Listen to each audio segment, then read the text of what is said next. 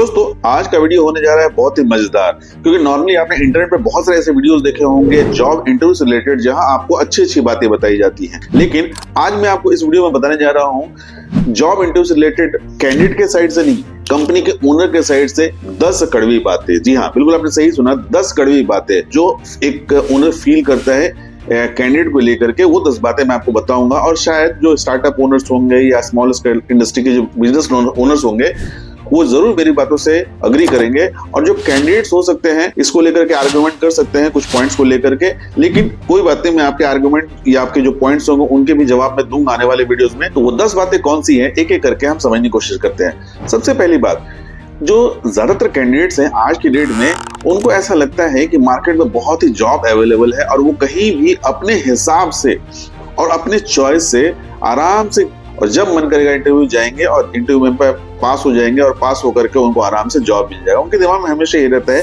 इसलिए वो अक्सर जो है वो नेग्लेक्ट करते हैं। तो इसका मतलब ये है कि आज के कैंडिडेट जो है वो बहुत चूजी हो गए, भले वो 12वीं पास हो, चाहे वो ग्रेजुएशन हो, चाहे उनके पास कोई स्किल हो चाहे ना हो, लेकिन अपने जॉब को लेकर के बहुत चूजी है। चूजी होना बुरी बात नहीं है, लेकिन अपनी कैपेबिलिटी को भी देखना जरूरी होता है कि आप में क्या कैपेबिलिटी है, आप में क्या स्किल है। और ना होने के बावजूद भी अगर आप बहुत सारी चूज करते हैं तो वो आपका चॉइस है। अब मैं बात करता हूं कि मार्केट में 80% जो मीडियोकर जो कैंडिडेट्स हैं जॉब को लेकर जो सर्च करते हैं, 80% कैंडिडेट जो है वो नॉन सीरियस होते हैं। नॉन सीरियस का मतलब ये होता है कि जैसे मार्केट में कुछ ऐप हैं, जॉब पोर्टल हैं, जिसमें naukri.com हो गया, चाहे वर्क इंडिया हो गया, चाहे अपना ऐप हो गया, हमारे ऐड जो है वो लगातार चलते रहते हैं। इसमें अगर दिन भर में मान लीजिए कि 50 लोगों ने अप्लाई किया किसी प्रोफाइल, यकीन मानिए अगले दिन 2 या मैक्सिमम 5 लोग ही आपके इंटरव्यू में आएंगे।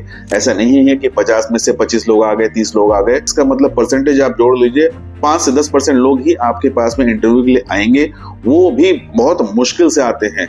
इनको आप कोई डेट दे दीजिए, उस डेट में वो राजी ही नहीं होते हैं, मतलब उनके 10 तरह के बहाने होते हैं। वो एक अलग कॉमेडी का बात है, वो मैं किसी वीडियो में बताऊंगा। अब अगली बात करते हैं, जैसे कि मैंने बताया कि 100 में से सिर्फ 10% लोग ही अपीयर करते हैं, लेकिन 90% जो लोग हैं वो अपीयर नहीं करते हैं। किसी के नाना बीमार हो जाते हैं, किसी के चाचा को बुखार हो जाता है, किसी के पिताजी को कहीं जाना होता है, किसी को हॉस्पिटल जाना होता है, किसी का डॉक्टर से अपॉइंटमेंट होता है, कोई भूल जाता है, किसी का ट्रैफिक जाम हो जाता है, किसी का डिस्टेंस पड़ता है, किसी के पेपर्स रेडी। ऐसे ऐसे एक से एक कहानियां हमें सुनने को दिन भर मिलती है, और अल्टीमेटली वो उस इंटरव्यू को टाल देते हैं। और उनको लगता है कि वो जब डिसाइड करेंगे, अगर मान लीजिए हमने किसी को 1 तारीख का टाइम दिया है, तो अपने हिसाब से अच्छे समय 4 तारीख को आऊंगा और आकर के इंटरव्यू दूंगा। तो ऐसे ऐसे कैंडिडेट्स होते हैं जिनको हम दिन भर झेलते हैं, और शायद आप स्टार्टअप ओनर्स अगर हैं तो आप भी इस बात को जरूर एग्री करते होंगे। 4th पॉइंट, ज्यादातर जो कैंडिडेट होते हैं अपने जॉब को लेकर के इंटरव्यू के समय जो है ऑनेस्ट नहीं होते। ऑनेस्ट नहीं होते मतलब उनसे बहुत सारी चीजें जो पूछी जाती है वो सच नहीं बताते। ऑब्वियसली बात है, सब लोग सच नहीं बताएंगे, लेकिन फिर भी जो आपके स्किल्स रिलेटेड चीजें हैं उसको आपको जरूर से दिल खोल के बताना चाहिए, क्योंकि जब आप बेसिक बातें अपनी बातें बताते हैं तो उसके बेस पर सामने वाला जज कर पाता है, और जज करके आपको शायद एक सूटेबल प्रोफाइल ऑफर कर सकता है।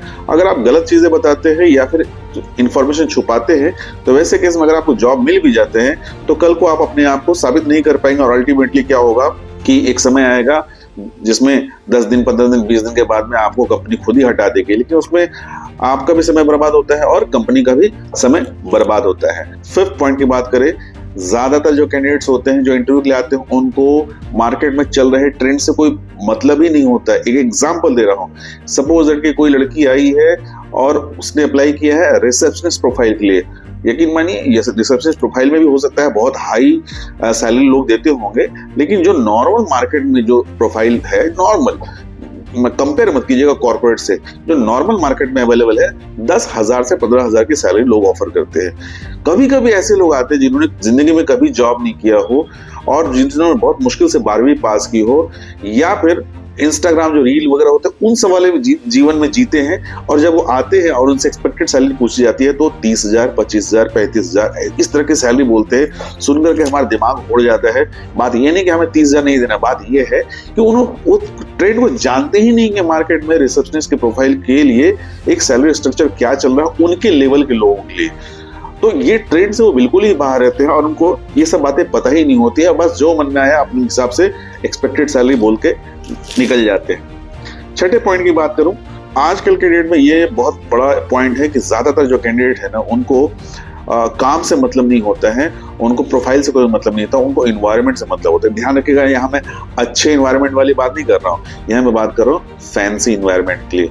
वो देखते हैं कि ऑफिस किस माहौल में है, ऑफिस किस जगह पर है, कितनी चहल पहल है, वहां पर यंगस्टर है कि नहीं है, पार्टी वार्टी होती है कि नहीं है, वहां पर कोई इवेंट्स वगैरह होते हैं कि नहीं होते हैं, खान पान की व्यवस्था क्या है। ठीक है, सुविधाएं होनी चाहिए, बहुत जगह होती भी है, और लेकिन बहुत जगह नहीं भी होती है। तो आपको ये देखना है कि आपको जॉब की नीड है या फिर आपको एक बढ़िया जो है फैंसी वाला चीज जगह चाहिए। तो ये वाला चीज जो है ना, कैंडिडेट को ऑफर कर दिया जाता है, लेकिन कैंडिडेट नहीं आता है तो उसके पीछे समझ में आ जाता है कि उनको शायद एम्बियंस पसंद ना हो, या फिर उनको लगता है कि हैपनिंग प्लेस ना हो, या फिर हो सकता है कि उनको लगता है कि इन्वायरमेंट जो है वो अच्छा नहीं है। समहाउ कोई भी कारण होता है तो उनको कहीं ना कहीं फैंसी का मतलब, जैसे मेरे पीछे दीवार अगर है तो दीवार में कितने कलरफुल चीजें बनी हुई है, कितने डिजाइन बने, वो उनके लिए बहुत मैटर करता है। ऑफिस का फर्नीचर कैसा है वो बहुत मैटर करता है उनके लिए, बहुत लोगों के लिए। तो ये भी एक बहुत बड़ा पॉइंट आजकल के डेट में उभर करके आया है। 7th पॉइंट की अगर मैं बात करूं, सभी तो नहीं, लेकिन कुछ कुछ कैंडिडेट ऐसे होते हैं जो जॉब करने से पहले ही उनके ही खुद के बहुत टर्म कंडीशन होते हैं, चाहे वो ज्वाइनिंग को लेकर के हो, चाहे ऑफर लेटर को लेकर के हो, चाहे फिर छुट्टियों को लेकर के उनका मेजर कंसर्न होता है, छुट्टियों को लेकर के। मतलब अभी उन्होंने अपने करियर की शुरुआत भी नहीं की है, लेकिन उनके दिमाग में चल रहे होते हैं छुट्टी। उनको लगता है कि एक जॉब में आने के बाद वो फंस जाएंगे और उनका लाइफ जो है पूरी तरह से खत्म हो जाएगा।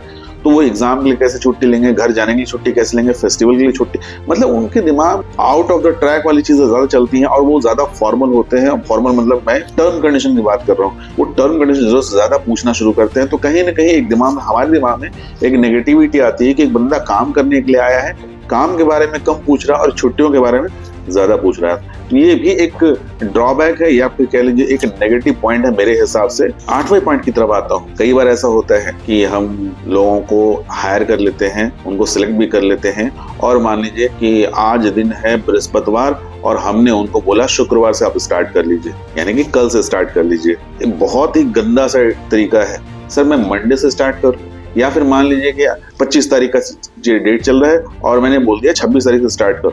सर 1 तारीख से स्टार्ट कर सकते हैं। तो ये जो ट्रेंड, ये जो तरीका है, ये बहुत ही, मतलब मुझे लगता है बहुत नेगेटिव है, क्योंकि मुझे लगता है कि लाइफ में अपॉर्चुनिटी बहुत कम मिलती है लोगों को। अगर मिल जा रही है तो पहले उनको ग्रैब करना चाहिए।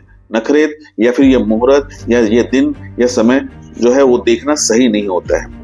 9th पॉइंट की बात करूं, आजकल कैंडिडेट जो है वो बहुत बातें तो ठीक है कर लेते हैं, डिमांडिंग भी है, या फिर ऊपर जितने भी मैंने अभी पॉइंट्स बताए वो पॉइंट्स तो अपनी जगह पर रखते रहे, लेकिन जब प्रेजेंटेशन की बारी आती है तो उनका जो प्रेजेंटेशन होता है वो बहुत ही बेकार सा होता है। बहुत ही बेकार सा मतलब ये कि वो कई बार तो ऐसा होता है रिज्यूमे लेकर के नहीं आते, और अगर रिज्यूमे लाते हैं तो उसमें फोटो नहीं लगाते, और अगर फोटो लगाते हैं तो रिज्यूमे जो है वो थोड़ा सा होता है, उसमें इंफॉर्मेशन नहीं होता है। कई बार लोग होते हैं कि अपने वर्क एक्सपीरियंस को नहीं शो करते हैं ठीक से। कई बार होता है कि आउटडेटेड रिज्यूमे लेकर के आते हैं, अपडेटेड रिज्यूमे लेकर नहीं आते हैं। तो जिस चीज से उनका प्रेजेंटेशन होना है सबसे पहले, यानी कि जिस रिज्यूमे को देख करके उनको इंटरव्यू में बुलाया जाना है, उसी रिज्यूमे को वो ठीक ढंग से तैयार नहीं करते हैं, बल्कि सबसे कैजुअल जो इंटरव्यू में का पार्ट होता है वो रिज्यूमे ही होता है, जिसको कई लोग सीवी कहते हैं और कई लोग बायोडेटा भी बोलते हैं। ये एक बहुत ही खराब चीज है, क्योंकि अगर आप अपने डॉक्यूमेंट सही ढंग से लेके नहीं जा रहे हैं तो I think you are not arranged person. जब आप अरेंज नहीं है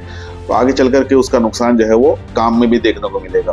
अब एक मजेदार सा पॉइंट है, 10वां पॉइंट है और आखिरी पॉइंट है। 10 कैंडिडेट होते हैं, 10 मान लीजिए 10 लोग अगर आ रहे हैं, 10 में से 2-3 कैंडिडेट ऐसे होते हैं जो आपको परेशान करके रख देंगे। आपने उनको सारे डिटेल भेज दिया, date, time, address, landmark, Google location, everything, सब कुछ आपने भेज दिया है, लेकिन फिर भी वो आपको घर से निकलते समय भी कॉल करेंगे, सर मैं निकल रहा हूँ या निकल रही हूँ। उसके अलावा गेट नंबर कौन सा पहुंचना है, सर रिक्शा लूं या पैदल आऊं।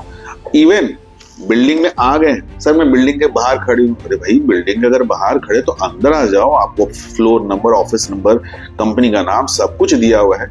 वो बॉदर ही नहीं करते उन सब चीजों को, वो हर चीज पूछ रहे। कई बार लोग फ्लोर पे आके सर कौन सा ऑफिस में है, कई बार फ्लोर पे आके सर कौन सा ऑफिस नंबर है, सर कंपनी का नाम, कुछ भी बॉदर नहीं करते हैं। तो ऐसी कई सारी कमियां हैं। मैंने 10 आपको कमियां बताया, मैं ऐसी बहुत सारी कमियां बता सकता हूँ, लेकिन वीडियो बहुत लंबा हो जाएगा।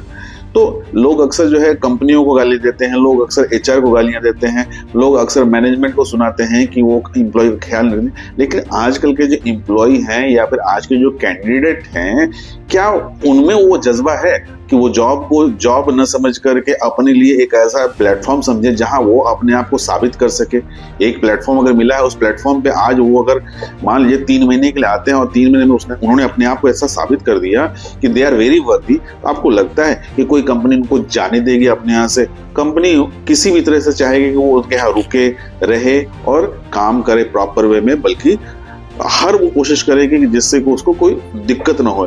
लेकिन कंपनी तभी किसी को निकालती है, चाहे कंपनी किसी को नेग्लेक्ट करती है, चाहे कंपनी किसी को बातें सुनाती है, जब कहीं ना कहीं वो कंपनी के लिए फ्रूटफुल ना हो, यानी कि कंपनी में बर्डन बन जाते हैं, तो कहीं से भी कंपनी उसको ज्यादा भाव नहीं देती है।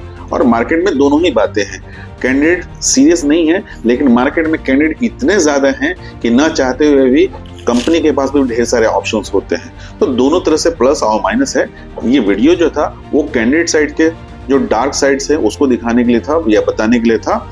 इसमें मेरा कोई इंटेंशन नहीं है कि मैं उनको भला बुरा कहूँ, जो फील किया वो बता दिया। आप अपनी राय कमेंट बॉक्स में मुझे डाल के जरूर बताइए, लिखिए, और अगर मुझे मौका मिलेगा तो उन कमेंट को पढ़ करके मैं रिप्लाई भी कर दूंगा, और अगर जरूरत पड़े तो उनमें से कोई टॉपिक उठा करके मैं आपको उसके जवाब भी दे दूंगा। तो ये वीडियो आपको कैसा लगा, जो 10 बातें बताएं, अगर आपको अच्छा लगा तो वीडियो को लाइक कर दीजिए, चैनल को सब्सक्राइब करना बिल्कुल ना भूलिए, और अपने बेरोजगार दोस्तों को जरूर से शेयर कर दीजिए। आज के लिए इतना ही, अगले वीडियो तक के लिए बाय बाय।